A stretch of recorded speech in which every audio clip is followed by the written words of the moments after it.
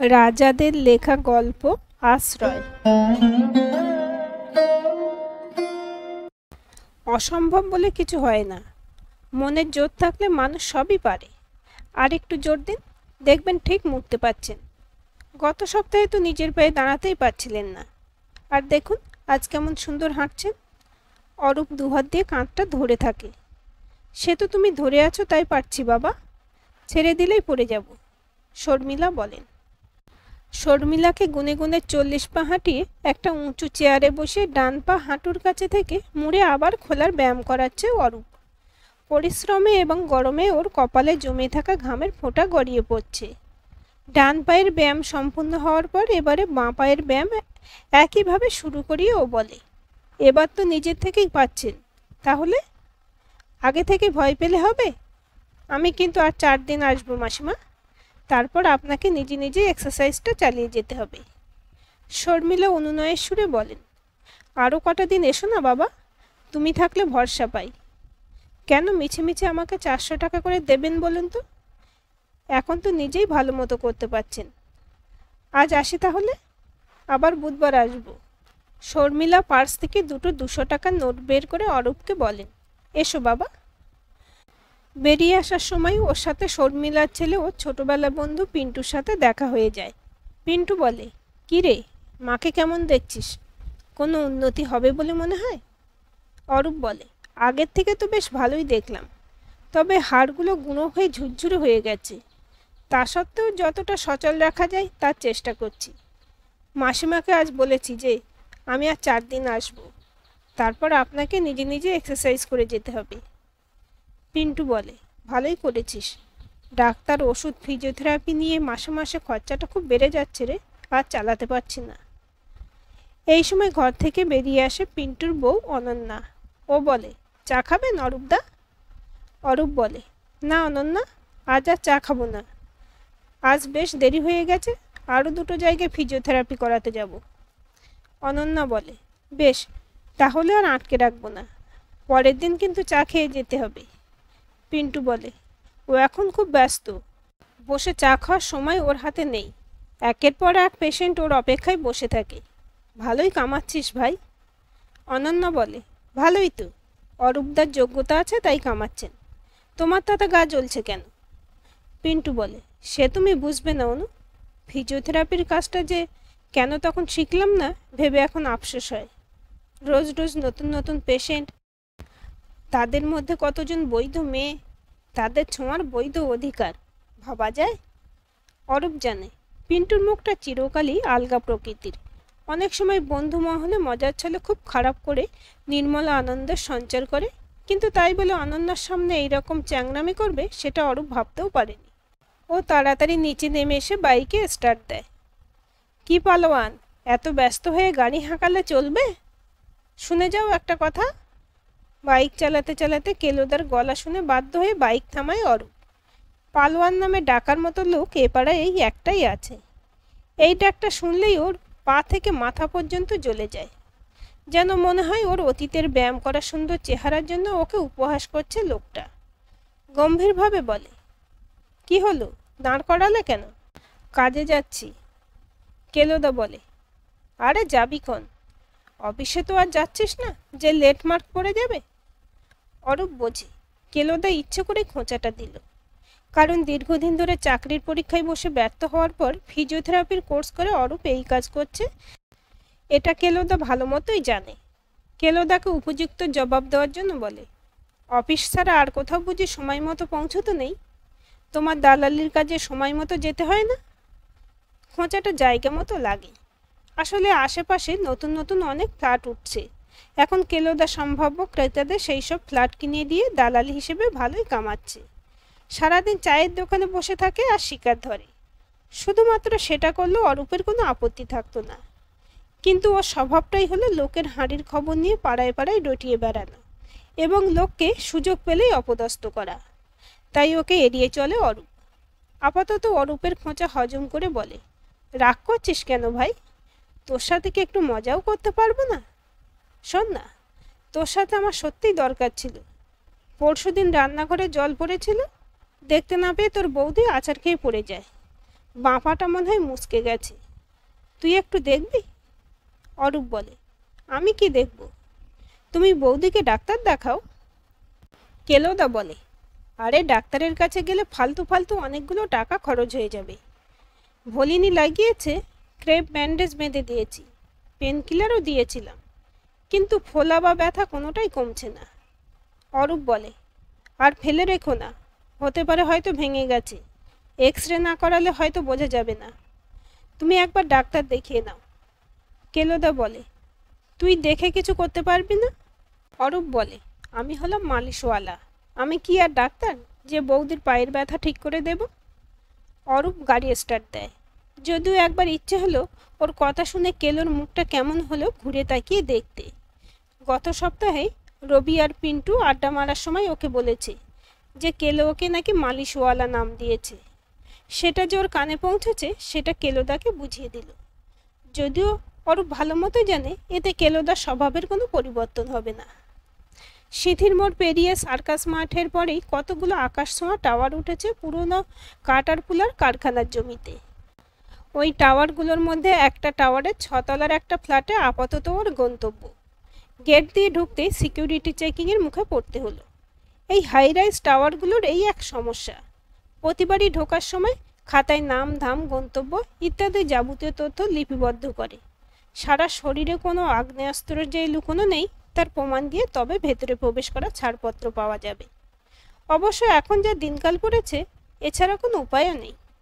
যাবতীয় পরীক্ষা নিরীক্ষার পর অবশেষে লিফটের সামনে গিয়ে দাঁড়ায় ও, যেখানে আগে থেকে অপেক্ষারত মেয়েটির দিকে চোখ পড়ে ওর। চোখে সানগ্লাস, পরনে হাঁটু পর্যন্ত জিন্স, ওপরে মানানসই টপ, পিঠে একটা চটের ব্যাগ ঝুলছে।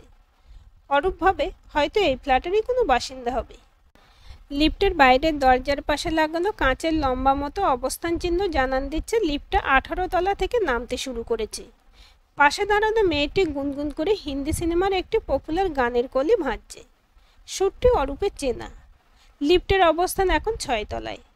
সেখানে হয়তো কেউ নামছে অথবা নিচে নামার জন্য উঠছে।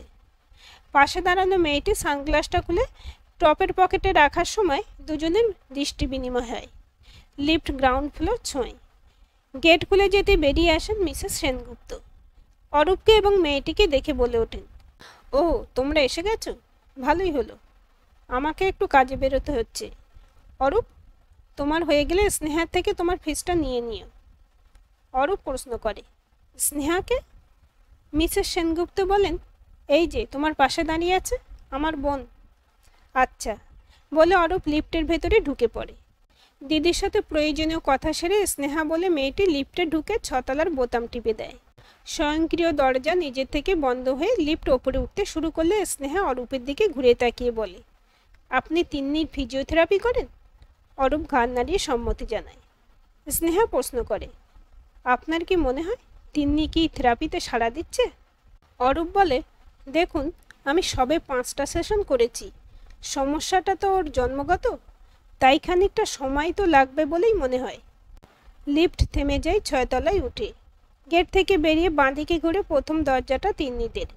দরজার পাশে নেম প্লেটে লেখা সেনগুপ্তাস। স্নেহা বেল বাজায়। দরজা খুলে দেয় তিন্নির সর্বক্ষণের সঙ্গিনী ঝুমকি। মেন গেট থেকে সোজাসুজি তাকালেই চোখে পড়ে তিন্নির ঘর। প্রতিদিনের মতোই খাটে বসে জানালা দিয়ে আকাশ দেখছে মেয়েটা। অরূপের বড় কষ্ট হয় মেয়েটার জন্য। মাত্র 7 বছর বয়স। এই বয়সে ও দৌড়ঝাঁপ করে খেলে বেড়ানোর কথা, কিন্তু বেচারির নিজের দুপায়ে ভর দিয়ে উঠে দাঁড়াবার মতো ক্ষমতাটুকুও নেই। এই বিছানাই ওর পৃথিবী, আর জানালার বাইরে আকাশের দিকে তাকিয়ে থাকার ওর একমাত্র খেলা বা অবকাশ যাপন। খুব প্রাণবন্ত মেয়ে তিন্নি। অরূপের সাথে এই অল্প সময়ে খুব ভাব হয়ে গেছে। আজও অরূপকে দেখে বলে উঠল, আঙ্কেল, আজ তুমি 10 মিনিটস লেট, তাই আজ তোমার ডাবল ফাইন হবে। অরূপের সাথেও চুক্তি হয়েছে, নির্দিষ্ট সময়ের 5 মিনিট দেরি করলেই একটা চকলেট ফাইন হিসেবে দিতে হবে। অরূপ পকেট থেকে 2টো চকলেট বের করে একটা ওর হাতে দেয়, আর একটা খাটের উপর একটু দূরে রাখে। ও হাত বাড়িয়ে দ্বিতীয়টা নিতে গেলে অরূপ আর একটু দূরে সরিয়ে দিয়ে বলে, এইটা তো এখন হাতে পাবে না, আগে দেখি হোমওয়ার্ক ঠিক মতো করেছো কিনা। আমি সব এক্সারসাইজগুলো প্রতিদিন 50 বার করে করেছি, যেমন তুমি বলে গেছো। বিশ্বাস না হলে তুমি ঝুমকি দিদিকে জিজ্ঞেস করো। অরূপ বলে, বেশ তো, আগে পরীক্ষা নেই, তাহলেই বুঝবো। পরের আধ ঘন্টা বাধ্য মেয়ের মতো সব এক্সারসাইজ করে নেয় তিন্নি। খুশি হয়ে অরূপ দ্বিতীয় চকলেটটার সাথে পকেট থেকে আরও একটি বাড়তি চকলেট বের করে ওর হাতে দেয়। একগাল হেসে তিন্নি হাত বাড়িয়ে নিলেও মৃদু আপত্তি জানিয়ে বলে, আমার তো একটাই পাওনা, তুমি দুটো কেন দিলে? অরূপ হাত দিয়ে ওর মাথার চুল ঘেঁটে দিয়ে বলে, একটা আমার লেট করার ফাইনের সেকেন্ড পার্ট, আর একটা তোমার ভালো এক্সারসাইজ করার জন্য গিফট। তিন্নি খুব খুশি হয়ে বলে, আঙ্কেল তুমি বেস্ট। ওকে টাটা করে অরূপ বেরিয়ে আসে। লিফটের কাছে পৌঁছে বোতাম টিপতেই শোনে স্নেহা পিছন থেকে ডাকছে, একটু দাঁড়াবেন? অরূপের পাশে এসে ওর হাতে ফিসটা দিয়ে বলে, ফিসটা না নিয়েই চলে যাচ্ছিলেন? অরূপ বলে, পরের দিন নিয়ে নিতাম না হয়, আজ তো মিসেস সেনগুপ্ত বাড়ি নেই। ইতিমধ্যে লিফট উঠে এসেছে। স্নেহা অরূপের সাথে লিফটে উঠে বলে, ভুলে গেলেন আপনি? দিদি বলে গেল না আপনার যাওয়ার সময় আমার থেকে টাকাটা নিয়ে নিতে? অরূপ চুপ করে থাকে। নিচে এসে স্নেহা বলে, আপনি খুব গম্ভীর প্রকৃতির মানুষ, তাই না? হঠাৎ এই ধরনের প্রশ্নের জন্য কোনো মানসিক প্রস্তুতি না থাকায় ও একবার চোখ তুলে স্নেহাকে দেখে আবার মাথা নামিয়ে নেয়। স্নেহা আবার বলে, তবে তিন্নিটা আপনাকে খুব পছন্দ করে দেখলাম। মেয়েটার কপালটাই মন্দ, ওর বোধহয় কপালে সুখ লেখা নেই। আপনার সাথে আর দেখা না হলে আপনাকে খুব মিস করবে। কথা বলতে বলতে ওরা কোর্টইয়ার্ডের যেখানে অরূপের বাইকটা পার্ক করা ছিল সেখানে এসে দাঁড়ায়। অরূপের মনে পড়ে তিন্নির ফিজিওথেরাপি উন্নতির সম্ভাবনা নিয়ে একটু আগে স্নেহা প্রশ্ন করেছিল।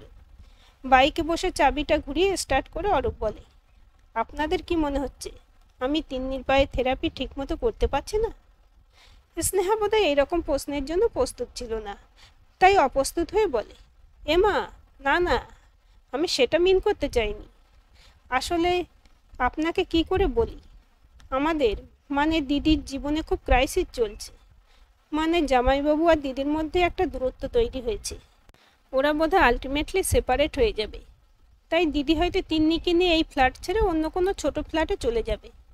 তখন কি আর দিদি তিন্নির চিকিৎসার খরচ, সংসার খরচ সব সামলে আপনার ফিসটা অ্যাফোর্ড করতে পারবেন? স্নেহার কথা শুনতে শুনতে বাইকের স্টার্ট বন্ধ করে দেয় অরূপ। মনটা খারাপ হয়ে যায়। তিন্নির বাবার সাথে কোনোদিন দেখা হয়নি ওর, এমনকি তিন্নির ঘরে ওর বাবার কোনো ছবিও দেখেনি। কিন্তু খুব লোকটার উপর রাগ হয়ে যায়। এইটুকু ফুলের মতো একটা মেয়েকে ছেড়ে কিভাবে কোন বাবা থাকতে পারে? হতেই পারে মিসেস সেনগুপ্তের সাথে তার বনিবনা হয় না, কিন্তু তাই বলে একেবারে ছেড়ে চলে যাবে? লোকটার সাথে দেখা হলে একবার বোঝাতো। পরেক্ষণে ভাবে বড় লোকেদের ব্যাপার স্যাপার নাক না গলানোই ভালো। নিজের চিন্তার মধ্যেই আবার স্নেহার গলা শুনতে পায়, উফ, এই এক জ্বালাতন হয়েছে। জোঁকের মতো পিছনে পড়ে আছে লোকটা। আমাকে একটা লিফট দেবেন প্লিজ? বলে অরূপের অনুমতির অপেক্ষা না করেই ওর বাইকের পিছনে উঠে বসে। অতর্কিতে স্নেহা উঠে পড়ে, বাইকটা হেলে যায় সামান্য। দুপায়ে ভর রেখে বাইকটাকে পড়ে যাওয়ার থেকে সামলায় অরূপ। স্নেহা তারাই বাইক স্টার্ট দিয়ে গেটের কাছে পৌঁছানোর সময় লক্ষ্য করে কেলোদা ওদের দিকে অপলকে তাকিয়ে আছে। মনে হয় কেলোদার খপ্পর থেকে পালাবার জন্য স্নেহা তড়িঘড়ি ওর বাইকে উঠে বসেছে। কেলোদা কি স্নেহা দিদির ফ্ল্যাটে দালালি করার জন্য আসা যাওয়া করছে এখানে? যদিও এই বিষয়ে স্নেহাকে কোনো প্রশ্ন করতে ইচ্ছে হয় না। অরূপের মনে হলো স্নেহাকে ওর বাইকে উঠতে দেখে কেলোদা হাতে একটা অস্ত্র পেল। পরে এ নিয়ে পাড়ায় রসালো আলোচনা জুড়ে দেবে। সিঁথির মোড় ক্রসিংয়ে পৌঁছে প্রশ্ন করে, আপনাকে কোথায় নামাবো? আমার বাড়ি বিধান পার্কে, যদি কিছু মনে না করেন একটু ছেড়ে দেবেন? স্নেহা অনুরোধ জানায়। সিগন্যাল ক্রস করে কালীচরণ ঘোষ রোড ধরে অরূপ। বেনি কলোনি বাজার পেরিয়ে নেমে যায় স্নেহা। হয়তো নিজের বাড়িটা চেনাতে চায় না, তাই এখানে নেমে গেল। বাইক স্টার্ট দিয়ে ডান দিকে ঘুরে যায় ও। ফোয়ারার মোড় পেরিয়ে রায়পাড়ার দিকে বাঁক নিয়ে একটা দোতলা লাল বাড়ির সামনে এসে দাঁড়ায় অরূপ। লোহার গেট খুলে বাইকটা ঠেলে ভেতরে যাওয়া সরু সিমেন্ট বাঁধানো রাস্তায় রাখে। বেল বাজাতে খানিক বাদে স্বয়ংক্রিয় গেটটা খুলে যায়। দরজার উপরে লাগানো সিসিটিভি ক্যামেরায় অরূপের মুখ দেখে দোতলা থেকে দরজা খুলে দিয়েছেন বিশ্বাস জেঠু। এত বড় বাড়িতে সম্পূর্ণ একা থাকে ননি। জেঠিমা গত হয়েছেন অনেককাল। ছেলে মেয়েরা বিদেশে কর্মরত। প্রায় ৩-৪ মাস হয়ে গেল সপ্তাহে একদিন করে বিশ্বাস জেঠুর ফিজিওথেরাপি করাচ্ছে অরূপ। শরীরের নিচের অংশটা ক্রমশ অবশ হয়ে আসছে ওনার। অরূপের চেষ্টার কোনো ত্রুটি না থাকলেও বিশ্বাস জেঠুর শারীরিক অবস্থার কোনো উন্নতির লক্ষণই দেখা যাচ্ছে না। হতাশে অরূপ একবার অব্যাহতি চেয়েছিল, কিন্তু জেঠু ওকে ফিজিওথেরাপি চালিয়ে যেতে বলেছেন। কারণটা অরূপ বোঝে, মানুষটা একা থাকেন, রান্নার লোক, কাজের লোক, বাগানের মালি ছাড়া কথা বলার মতো মানুষের বড়ই অভাব। তাই অরূপকে ছাড়তে চান না।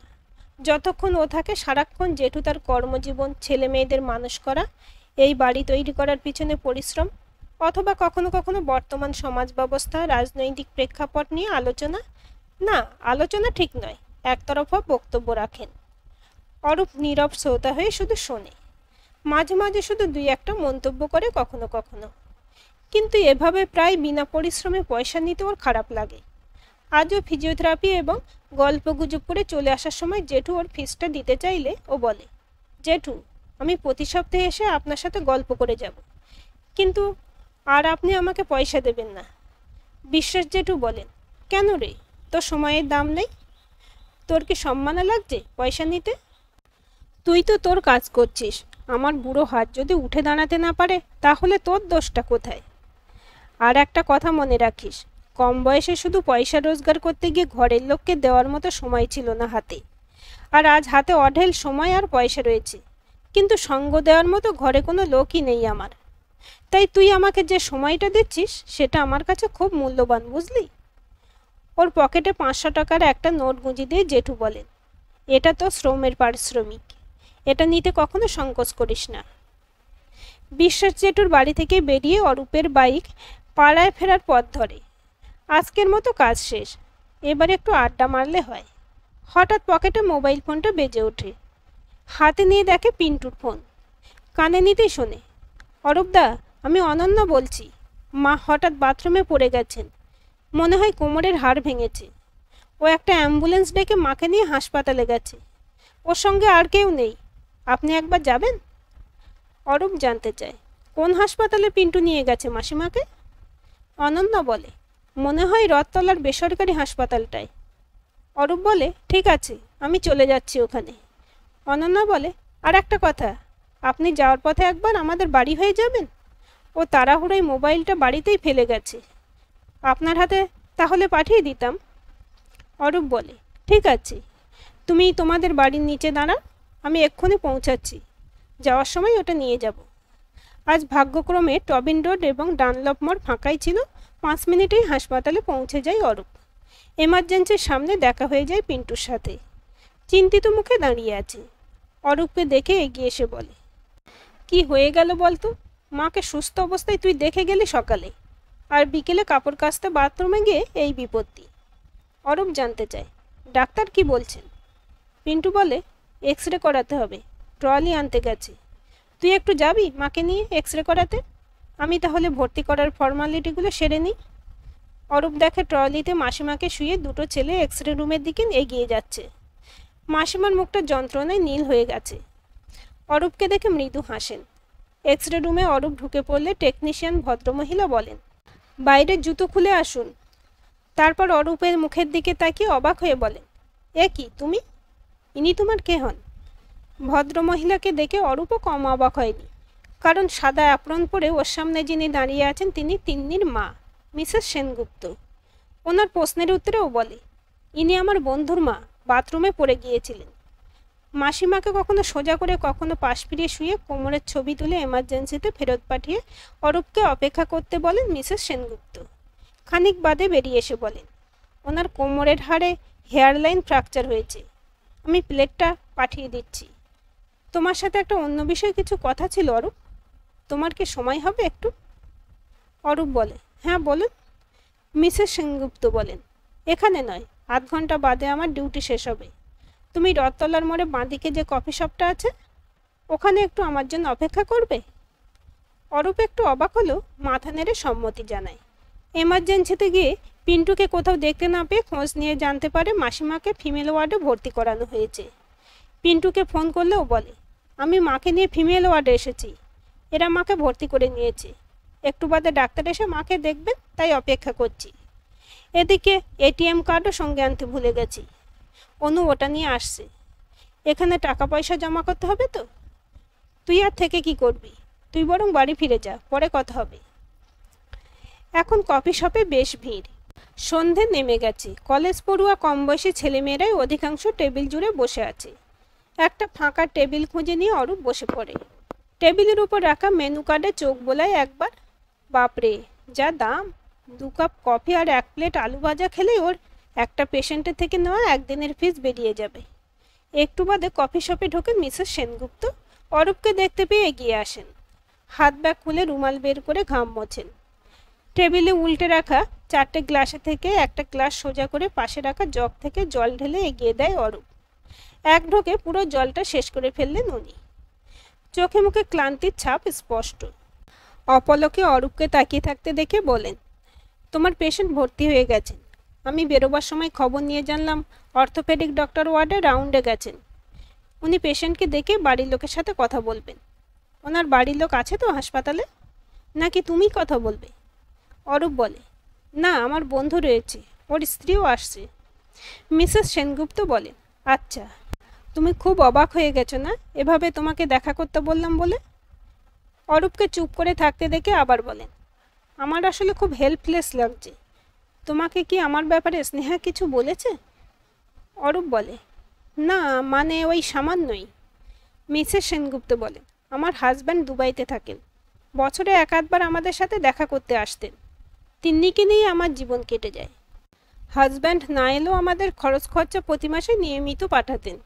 কিন্তু গত মাসে হঠাৎ ফোন করে জানালো যে ওর পক্ষে আর আমাদের সাথে সম্পর্ক রাখা সম্ভব নয়, লিগালি সেপারেশন চাই। এখন থেকে আর আমাদের কোনো খরচও দিতে পারবে না। উত্তেজিত হয়ে অরূপ বলে ওঠে, কি করে উনি এটা পারলেন মিসেস সেনগুপ্ত? তিন্নির মতো একটা অসহায় শিশুকে এই অবস্থায় কেউ ছেড়ে দিতে পারে? মিসেস সেনগুপ্ত বলেন, ওই পদবিটা আর বেশি দিন থাকবে না আমার, তাই ওই পদবি ধরে আমাকে আর ডেকো না। আমার নাম শ্রেয়া।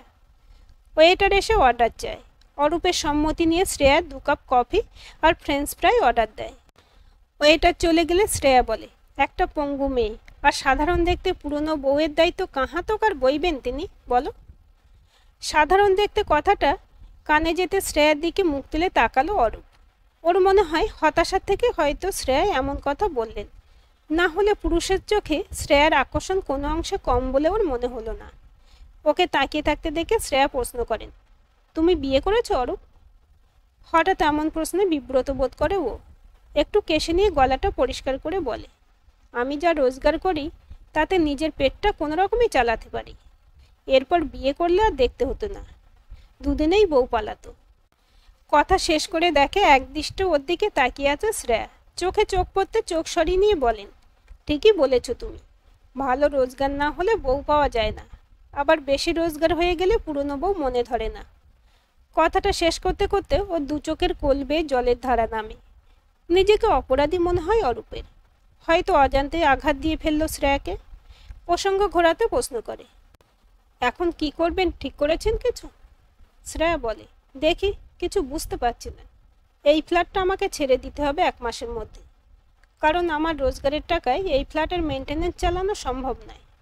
এদিকে আমার বাবা মার স্নেহা বিধান পার্কের যে ফ্ল্যাটে ভাড়া থাকেন সেটাও খুব ছোট, সেখানে তিন্নিকে নিয়ে উঠে যাওয়া সম্ভব নয়। একজন দালালের সাথে যোগাযোগ হয়েছে, কিন্তু সে যেসব বাড়ি দেখাচ্ছে সেগুলো স্লামি এবং ভাড়া দেওয়া আমার সামর্থ্যের বাইরে। অরূপ জানতে চায়, তিন্নির বাবা আপনাদের কোনো ব্যবস্থা করে দেবেন না? হেসে উঠে শ্রেয়া বলে, যে মানুষটা দুচ্ছাই করে বউ মেয়েকে তাড়িয়ে দিল তার জীবন থেকে, তার কাছে ভিখিরির মতো কিছু চাওয়া যায়? মেয়েটা না থাকলে কোনো চিন্তা ছিল না, নিজের একটা ব্যবস্থা ঠিক করে নিতাম। কিন্তু এখন এই পঙ্গু মেয়েটাকে নিয়ে আমি কি যে করি। তোমাকে বড় ভালোবাসে মেয়েটা, কিন্তু তোমার সাথেও আর বেশি দিন দেখা হবে না ওর। অরূপ বেশ রেগে গিয়ে জানতে চায়, কেন দেখা হবে না কেন? আপনার কি মনে হয় আপনি আমায় আপনার বাড়িতে গিয়ে ওর ফিজিওথেরাপি করতে বারণ করলেই আমি শুনব? শ্রেয়া অরূপের হাতটা ধরে বলে, আস্তে কথা বলো, সবাই তাকাচ্ছে যে। তুমি আমার অবস্থাটা ভেবে দেখো একবার। কালীপদবাবু স্মৃতির মোড়ের আশেপাশে আমায় যেসব বাড়ি এতদিন দেখাচ্ছিলেন সেগুলোর ভাড়া আমার ক্ষমতার বাইরে। তাই ওনাকে এখন এদিকে, মানে কামারহাটি, সোদপুর, এইসব জায়গায় বাড়ির খোঁজ করতে বলেছি। তুমি কি এত দূর ফিজিওথেরাপি করতে আসতে পারবে? আর তাছাড়া সব দিক সামলে তোমার ফিসটাও কি আমি পুরোপুরি দিতে পারবো কে জানে।